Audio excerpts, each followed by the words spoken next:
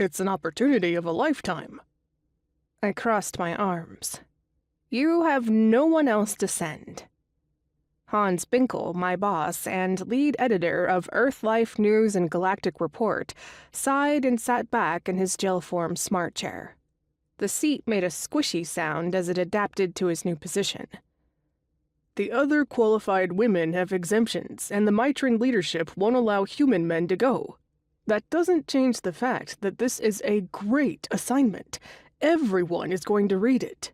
You're going to be doing the talk show circuit when you get back. Interviews, awards if your work is good enough." I had no interest in an appearance on Good Morning Earth or The Planet Speaks or any of that. "Hans, you know hard news is where I want to be. You want to ship me off to an alien planet and have me follow a bunch of women around as they search for love with horned alien dudes who look like they had way too many physical enhancements." "That's just how they look, Lise," said Hans reasonably. "They can't help it. And besides, think of this as hard news. It's a real psychological thing.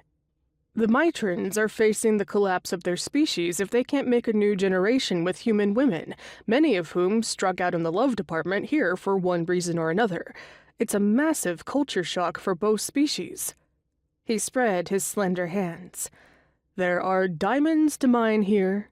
If you have an open mind, that is." That was the killing blow, and he knew it.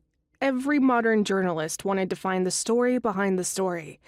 I narrowed my eyes at my very clever and very smart supervisor.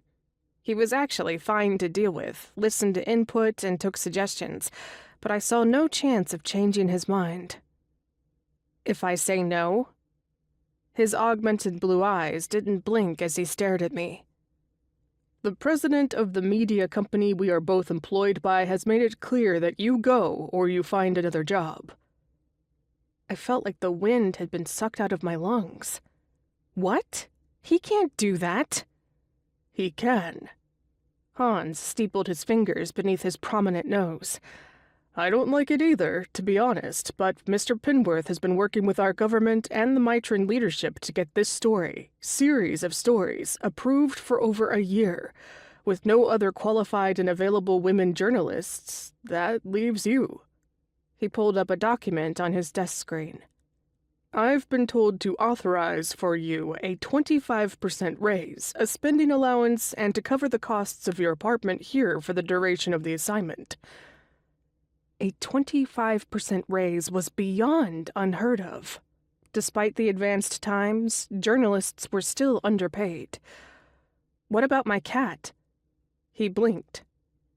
"You have a cat?" "Do you read my column, Hans?" I asked. I mention Nugget often in my pieces. "Oh," he scratched his chin. "I didn't know that was a cat."